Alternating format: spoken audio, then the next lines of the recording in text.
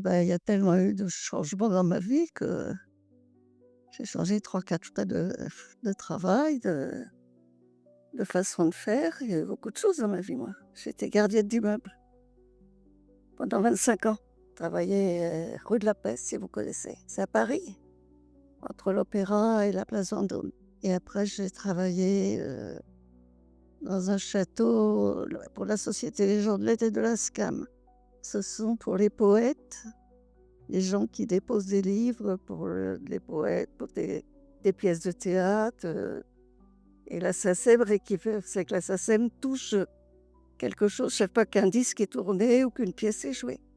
C'était là, ça s'appelle la Société des gens de lettres et de la SCAM. J'étais gardienne et en plus je faisais à manger quand il y avait des réunions. Alors, rue de la Paix, je suis restée 16 ans et là, la Société des gens de lettres, je suis restée 9 ans. Là, j'ai rencontré Mandela, l'abbé Pierre, Pompidou, Mastroianni, Rocard. J'ai rencontré beaucoup de gens là-bas. J'étais normande d'origine et par rapport à un souci privé, quoi, c'est comme ça que je suis partie sur Paris.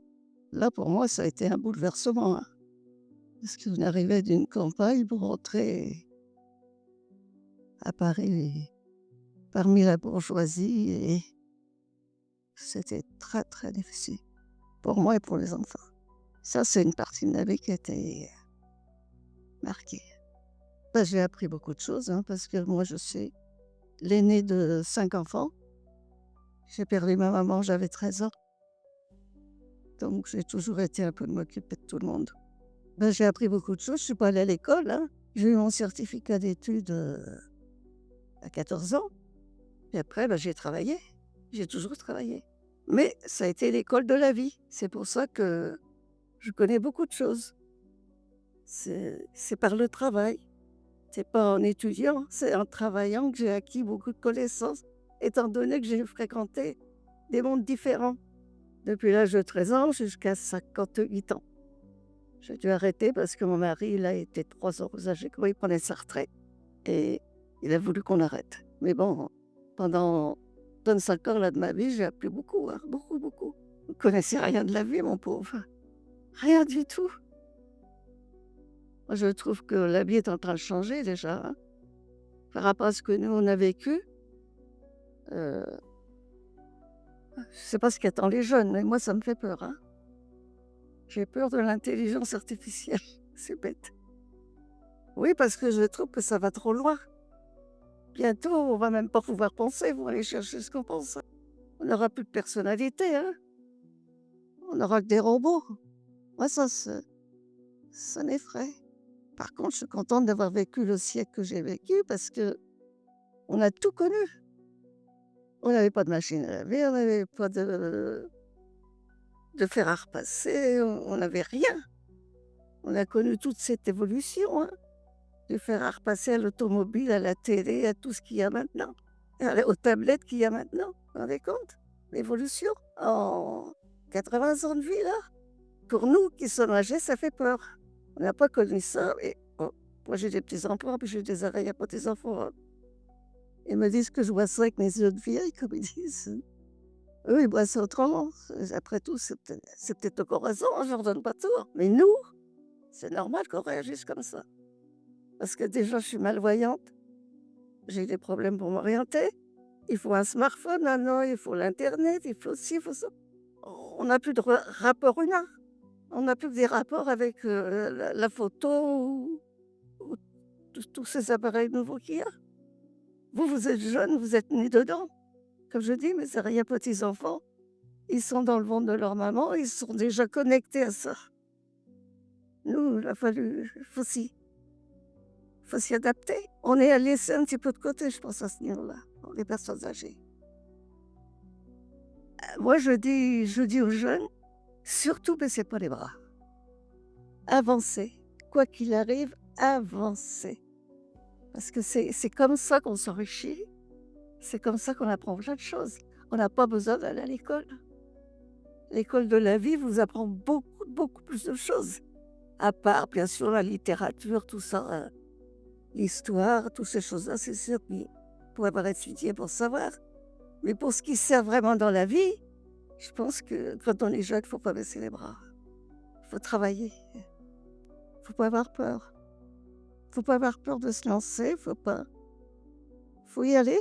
Vous avez que ça maintenant, hein. C'est les plus forts qui vont sortir, hein. Ça va être dur pour vous, hein.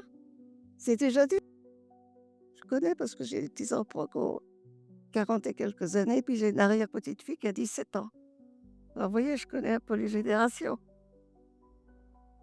Même vous, déjà entre la gamine de 17 ans et ses parents quand même il y a déjà un trou. Il y a déjà un trou qui s'est creusé. Eh oui, parce qu'ils ne sont pas sur la même longueur d'onde. Alors imaginez-nous, moi l'arrière-grand-mère, je suis larguée moi, hein. Encore que j'ai la chance d'avoir ma tête et puis d'être curieuse de nature. Voilà, quand j'ai pas compris, j'ai pas honte de dire j'ai pas compris, je veux qu'on m'explique. Si tu connais pas, bah tu connais pas, mais faut te faire expliquer les choses. Je veux dire, dans ma vie, j'ai eu un procès, bon, c'est vieux.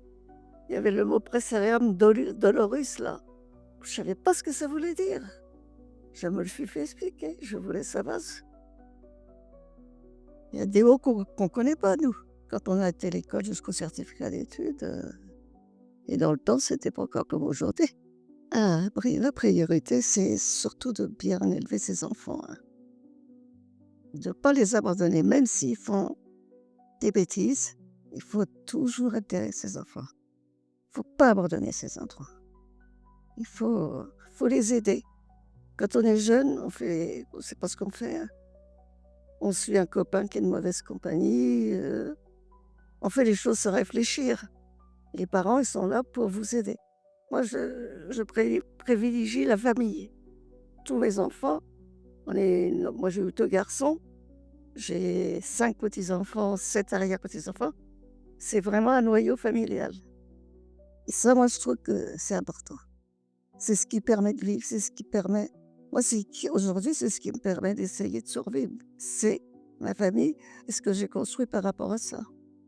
La famille, c'est un noyau familial, hein. Vous avez un enfant qui fait une bêtise, bon, ben, faut essayer de rapprocher quand même, faut essayer d'expliquer, faut aider. Alors qu'aujourd'hui, c'est malheureux à dire, mais dans les couples, tout le monde travaille. Tout le monde est fatigué quand il rentre le soir. Qu'est-ce qu'on fait? Mais où la télé, ou la plaquette? Puis les gosses, eh ben, ils font ce qu'ils veulent, hein. Ils obéissent même plus. Nous, on avait peur de cartes champettes. De quoi ils ont peur aujourd'hui? De rien. Il n'y a rien qui leur fait peur. C'est triste à dire, hein. C'est peut-être pas la majorité, mais il y en a bien 60-70% quand même, hein. Pour ça, ce que je vous dis, c'est quand même dû à la famille, c'est à l'éducation. Pourtant, moi, Dieu sait que j'ai été élevée par un père alcoolique et coureur. Mais il nous a appris à quand même la politesse, toutes les bases solides de la vie, quoi. Après, ben, c'est à nous de s'en servir comme il faut. Moi, je pense que seule l'éducation, c'est très important. Moi, j'y attache beaucoup d'importance, hein, maintenant. Maurice, J'en ai à peu près, vous savez, ils m'ont interrogé, mais c'est ce que vous ressentez? c'est Oui, non, à mais peu près ce que vous dites. Je dis à peu près les trucs. J'ai dit que ce qui était important dans la vie, c'est de réussir dans la vie voilà. et de réussir dans la vie. Oui, c'est de réussir sa vie, c'est de Ouais, c'est ça. faire n'importe quel chemin. Et puis, surtout, élever ses enfants comme il faut, pas les abandonner. Pas les laisser faire n'importe quoi. Bon, on en a fait des bêtises, hein. Moi, j'en ai fait aussi, hein. Tous, on en fait, sinon, ça fait partie de la vie, ça, hein. C'est normal, sinon, on en fait plus ou moins. Mais bon, il faut quand même que les enfants soient cadrés. Aujourd'hui, il y a beaucoup d'enfants, beaucoup de parents qui sont responsables, hein. Mais bon, il y a le système de l'habit qui a changé aussi, hein. Parce qu'au travail, ils sont sous pression maintenant, hein. Nous aussi, on travaillait, hein. Moi, je faisais des 48 heures, 60 heures par semaine. Mais c'était pas pareil qu'aujourd'hui. Aujourd'hui, les gens sont vraiment...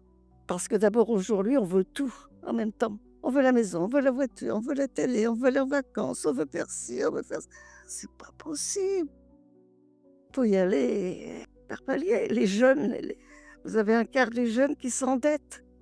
Pourquoi? Parce que la carte, on me disait ma petite fille, mon arrière-petite-fille, mamie va chercher des sous à la tirelire. Ben oui, la carte, tu comptes pas, hein. Nous, quand on s'est mariés, d'abord, il n'y avait même pas de chèque. On faisait des enveloppes, hein.